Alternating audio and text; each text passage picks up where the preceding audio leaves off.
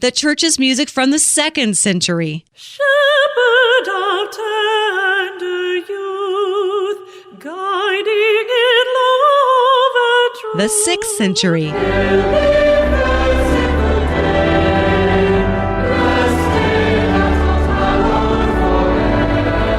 The 12th century. O come, Emmanuel. The 16th century. Lord, keep us steadfast in your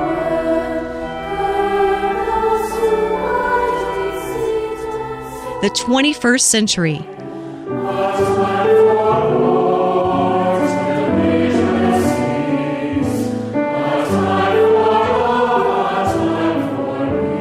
The best of the church's music from the past 2,000 years. LutheranPublicRadio.org.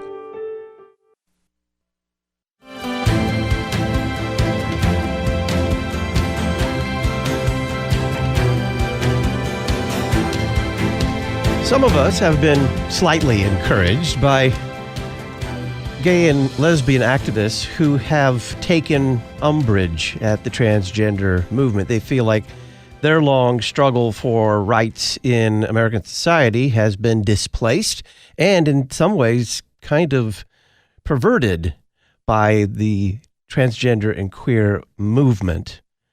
But can the gay and lesbian be separated from the transgender and queer in terms of the ideologies? There's certainly a difference. Gay and lesbian affirm the binary. Transgender does not. What else? Welcome back to Issues Etc. I'm Todd Wilkin. Joining us to talk about Andrew Sullivan's attempt to separate the lesbian and gay from transgender and queer, Glenn Stanton. He's director of Family Formation Studies for Focus on the Family, author of a recent column for The Federalist titled No, Andrew Sullivan, You Can't Separate the LGB from the TQ Just Because It's Backfiring. Glenn, welcome back. Thanks for having me, Todd. Remind us who Andrew Sullivan is. Okay. So Andrew Sullivan is like one of the absolute OG gay activist guys. He wrote it was a landmark article in the New Republic, liberal publication in 1989, making the case for same-sex marriage.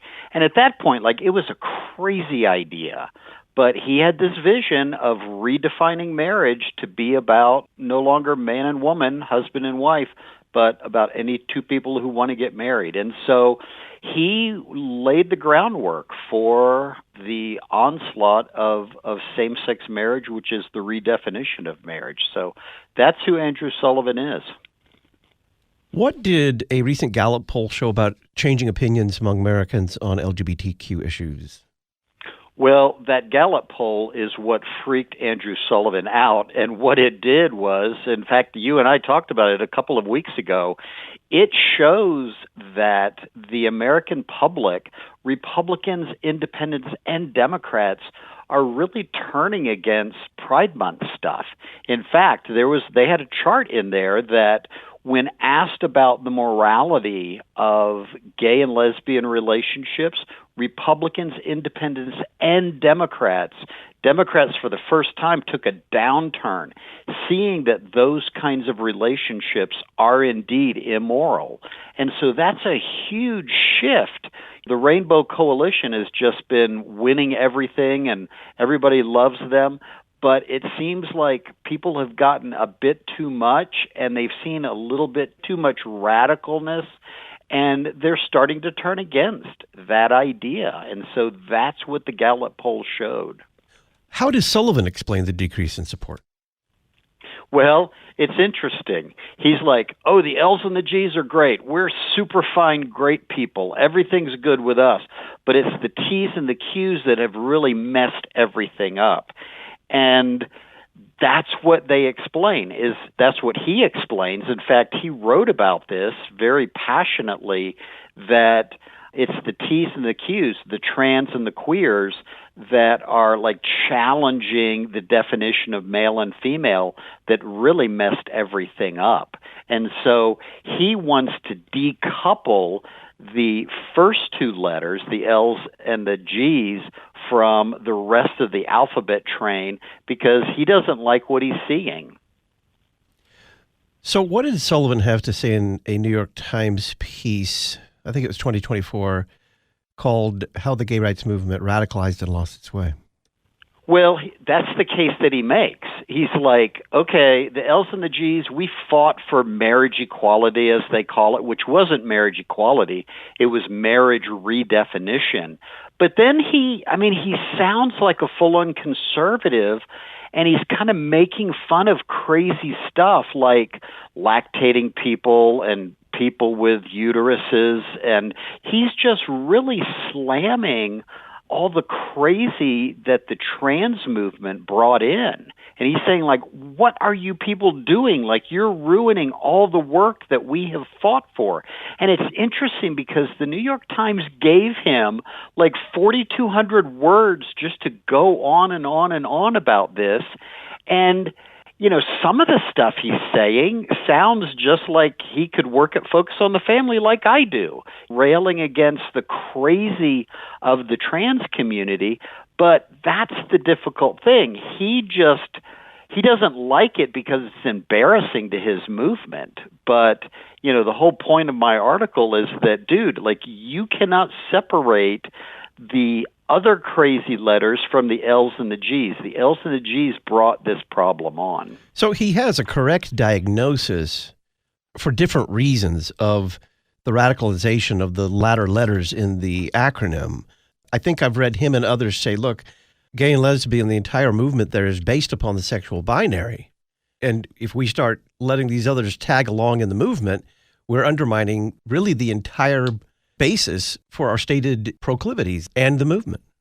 Exactly, and that's well said, Todd, and that's exactly right. When you look at all these letters, the L, the G, and the B are based on the binary. Like, what is a lesbian? A lesbian is a woman, a real woman, who likes other women. Who does she not like? She doesn't like dudes, And, like, what about the 30 other genders? Like, they don't even register to the lesbian or the gay. And then the Bs, they've got binary right in their name. So they are fundamentally just basically male and female.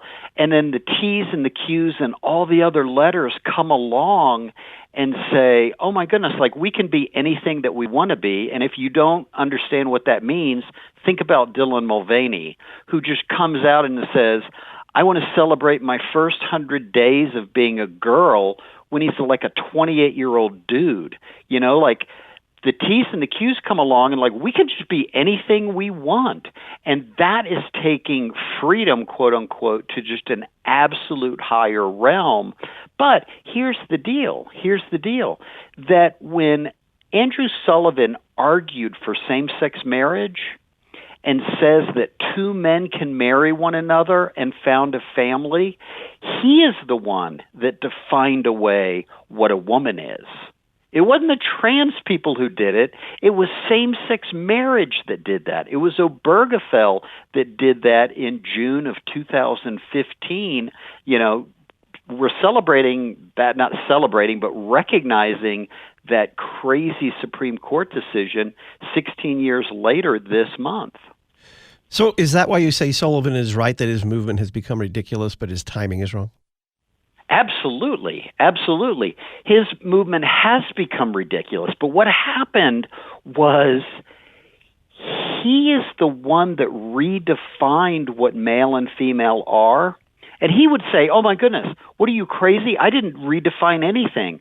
But dude, if you can say two men create a family that is just as good, just as wonderful, just as important, and just as powerful as a male-female family, and that they can raise kids and everything is great, then you have defined away what it means to be a woman.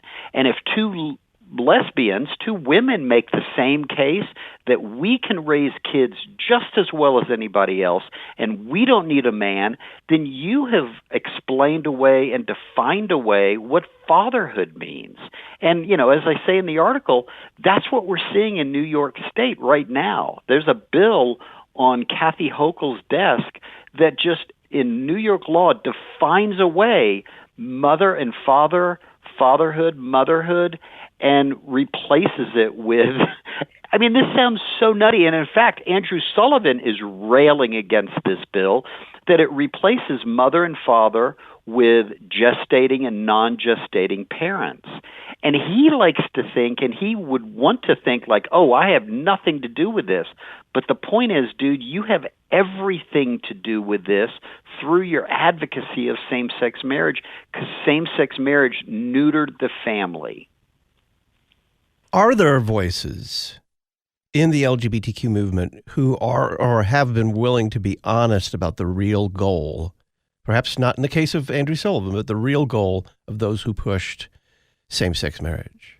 Yes, there really are. And it's interesting that they get crowded out in the movement. But I cite in my article, he was early on, but his name is, if you could believe this is really his name, Michelangelo Signorilli.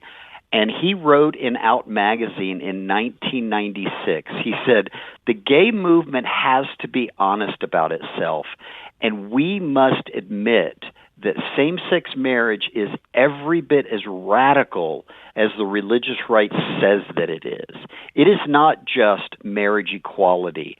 It is the overturning of the norm, the created order that God has set in place for the family, and putting in its place something really quite radical that dethrones everything that nature stands for and everything that God put within humanity and within marriage. And so he's just honest about this. And that's what Andrew Sullivan fails to realize is like your proposition, your original proposition was an extremely radical idea that not just overturned the family, it overturned nature itself. Can gay and lesbian activists distance themselves from the queer and transgender movement? They want to because they're terribly embarrassed by the crazy things that are going on. But, Todd, they can't because they are all of the same cloth. And that cloth is defining away what it fundamentally means to be a man or a woman, a mother or father, a boy or girl. And whenever you start to challenge that, then anything is possible. And the L's and the G's, the old school L's and the G's that would like to live a kind of a white picket fence conservative life and settle down, you know what? The movement that you have unleashed is what is turning all of this over. So it's kind of interesting, Todd, to see this movement, people like Andrew Sullivan and others, kind of freak out at what they themselves have borne. Glenn Stanton is Director of Family Formation Studies for Focus on the Family, author of a recent column for The Federalist titled No Andrew Sullivan, You Can't Separate LGB from TQ Just Because It's Backfiring. You can read it at issuesetc.org. Click Talk on Demand Archives. Glenn, thanks. Thanks, Todd. Wednesday on Issues Etc., we'll discuss the religious classification of Mormonism by the U.S. Pentagon with Bill McKeever. We'll look forward to Sunday morning, according to the 3-year lectionary, talking with Pastor Peter Bender about Jesus' admonition to have no fear in chapter 10 of Matthew's Gospel, and its media coverage of religion with Terry Mattingly. I'm Todd Wilkin. Thanks for listening.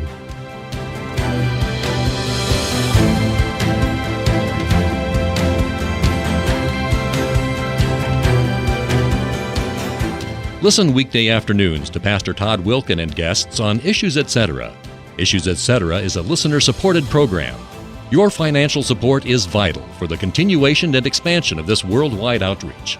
Our mailing address, Issues Etc., P.O. Box 83, Collinsville, Illinois, 62234. Box 83, Collinsville, Illinois, 62234. You can also donate at our website, issuesetc.org. Issues Etc. is a production of LPR, Lutheran Public Radio.